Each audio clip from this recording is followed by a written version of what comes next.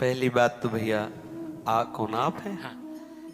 मतलब ये प्रश्न पर्सनल आपका है या किसी और के लिए? हाँ, क्योंकि हमारे यहाँ पर्सनल ही वार्ता होती, लोक व्यवहार की नहीं। इसमें कोई शर्माने की जरूरत नहीं। इसमें आपने लिखा व्यसन में डूब करके जो कुक्रिया करते हैं एवं उनसे होने वाली जो खराब परिस्थितियां वह कैसे ठीक हो। पहली बात, हम जो व्यसन करते हैं उसे हमें छोड़ना चाहिए, क्योंकि जिस आप खुद स्वीकार करते हैं कि व्यसन से प्रेरित होकर ही शास्त्र विरुद्ध आचरण हो रहा है। वो किसी भी तरह का कोई व्यसन हो, बहुत ध्यान से सुनो, इधर उधर नेत्र मत चंचल करो।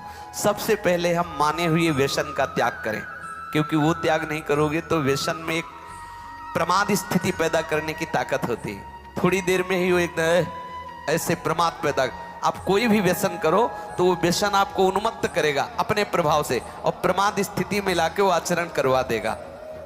हम पहले व्यसन को छोड़ें। दूसरी बात, जिसे हम जानते हैं कि ये कुत्सित क्रिया है, उस क्रिया को छोड़ें, यद्यपि है बड़ा कठिन। जैसे आपकी स्थिति है, आपने अपने आप को खोखला कर दिया। ये जो आपने कुक्रिया शब्द लिखा हो, आपका जो दर्शन अनुभव करा रहा है। अब आप लाख कोशिश करेंगे तो आपको बार बार मन प्रेरित करके परास्त करने की कोशिश करेगा, आपको ऐसी स्थिति पैदा करेगा कि आप फिर उसी क्रिया पे आ जाएं। पर एक बार हिम्मत करके आपको जलना होगा, तभी आप बलवान हो सकते हैं। बिल्कुल ठीक समझना, नहीं आपके आंतरिक बल को नष्ट कर दिया इस क्रिया ने, इस व्यसन ने आपको नष्ट। अब आपको बलवान हो, आप पुनः वैसे हो सकते हो। कितनी अवस्था है आपके शरीर की? है 30। कोई बात, अभी चांस है, अभी आप सुधर सकते हो।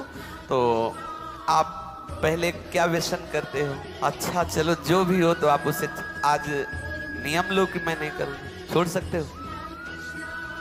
ऑलरेडी छोड़ दिया, ऑलरेडी मतलब बराबर छोड़ दिया। कुक्रिया, कुत्सित क्रिया, हाँ हम समझ रहे, पर आप उसे छोड़ रहे हैं आज कसम खा के। नहीं, महीना पूरा होने में जो वो प्रमत्त स्थिति आएगी, वो सारी कसम असम खूंटी में टंगवा देगा। क्योंकि वो एक ऐसी उन्मत्तता होती, प्रमाद स्थिति होती है।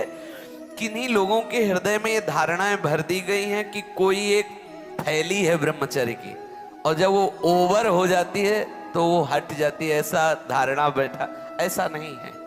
जिन लोगों को ऐसा लगता है कि ये ब्रह्मचर्य रहा ही नहीं जा सकता, जिन लोगों को ये भावना है कि ये नष्ट ही हो जाएगा, कह रहे हैं कि जैसे अपने लोग कसम खा लें कि हम ऐसा नहीं करेंगे, तो 2 दिन 4 दिन का जो आपका अभ्यास है वो तो आप रोकेंगे, लेकिन जब वो महीना 15 दिन होगा तो आपके अंदर फिर प्रमाद स्थिति आएगी। अगर उस स्थिति में आप क्रिया ना करें, कुछ दिन सह जाएं, तो उसका कुछ दिन जो आपका अभ्यास रहा है वो आपको भ्रष्ट करता रहेगा स्वाभाविक बिना क्रिया। तो आपको घबराना नहीं है, आप धीरे धीरे क्रमशः ठीक हो जाएंगे।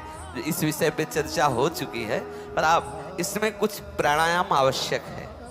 किसी योगी जो प्राणायाम के गुरु हैं उनसे आप मिल करके, क्योंकि हम तो वृंदावन के राधा आशिक हैं, हम ये फुस फसत सिखाते नहीं हैं। तो किसी योगी से प्राणायाम कुछ सीख लें, और कुछ व्यायाम, देहाती व्यायाम जैसे दंड बैठक, दौड़ लगाना आदि को, मतलब हमारी प्राण शक्ति को थोड़ा सा व्यायाम के द्वारा एक बल मिलता है।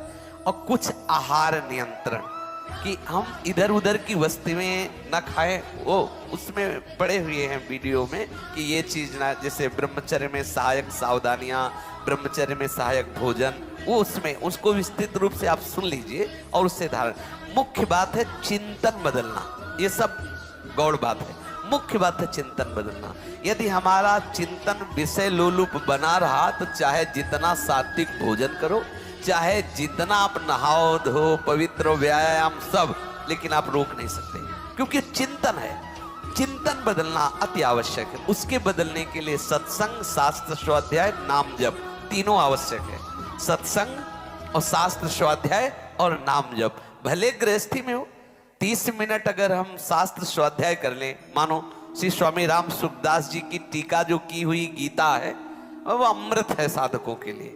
चाहे गृहस्थ हो चाहे विरक्त हो, जरूर स्वाध्याय करना चाहिए। किसी भी संत महापुरुष पर जिस पर श्रद्धा हो उसके प्रवचन सुने, और जो भी भगवान का नाम प्रिय हो वो नाम सुमिरन करे। इससे आपका चिंतन बदलेगा, और व्यायाम प्राणायाम से शरीर की नस नाड़ियां मजबूत होगी, शुद्ध आहार से आपको एक सपोर्ट मिलेगा। तो आप तीनों पर दृष्टि डालें, आहार ठीक हो, भजन साधन से चिंतन आप अपना ठीक कीजिए, और संकल्प दृढ़ निश्चय के द्वारा उन अशुभ क्रियाओं को दूर कीजिए। जो अशुभ क्रियाएं आप करते रहें तो आप सुधर जाएंगे। नहीं तो देखो कुछ दिनों बाद ऐसा होने लगेगा, आप देखना आपकी विचार शक्ति लुप्त हो जाएगी, आपके अंदर बिना किसी कारण के शंका बनी रहेगी, भय बना रहेगा, घबराहट बनी रहेगी, हर व्यक्ति से बात करने में चिड़चिड़ापन आए, मतलब कितनी तरह की परेशानियां आ जाएंगी। देखो हमें किसी से लेना देना थोड़ी है, तुम हमारे आत्मा हो, तो हम आपको सुख पहुंचाने के लिए कह रहे कि आप पुष्ट बनो, आप बलवान बनो, गृहस्थी भी बनो, तो स्वस्थ और सुखमय जीवन व्यतीत करो। अब देखो अभी आपकी अवस्था क्या, 30 वर्ष की अवस्था का जो मनुष्य शरीर है वो पूर्ण स्वस्थ हष्ट पुष्ट होना। देखो आप ऐसे लग रहे हो जैसे बहुत आप चिंताग्रस्त हो, आप बहुत परेशान हो। इससे हुआ क्या, आपने खिलवाड़ कर लिया, तो इसलिए बात है। अब सावधान हो जाइए। बोलिए अब क्या बात, जो आज सुना उससे जीवन में धारण करो, ठीक है। किसी आयुर्वेदिक वैद्य से मिलकर के अगर ज्यादा परिस्थिति खराब हो तो कोई औषधि ले लो, कोई आसपास आयुर्वेदिक वैद्य हो जिनसे आप सलाह करो, वो धातु पुष्टता की आपको औषधि दे। पर आप किसी भी तरह की चेष्टा ना करें कुछ दिन। अगर आप गृहस्थ भी हैं, आपकी पत्नी भी है, तो भी आप कुछ दिन संयम धारण करें जिससे आप परिपक्व हो जाएं, फिर जैसा प्रभु प्रेरणा करें। लेकिन इस समय जैसे हमारे हाथ में चोट लग जाए तो फिर कुछ दिन सेवा निवृत्त हो जाए, उसको पुष्ट कर लें, फिर सेवा। ऐसे ही गृहस्थ धर्म में भी यदि हम बहुत ब्रह्मचर्यहीन हो चुके हैं तो थोड़ा थोड़ा ब्रह्मचर्य का अभ्यास करके हम पुष्ट बने, तो फिर हम आगे गृहस्थ धर्म का निर्वाह कर सकते हैं। समझ रहे?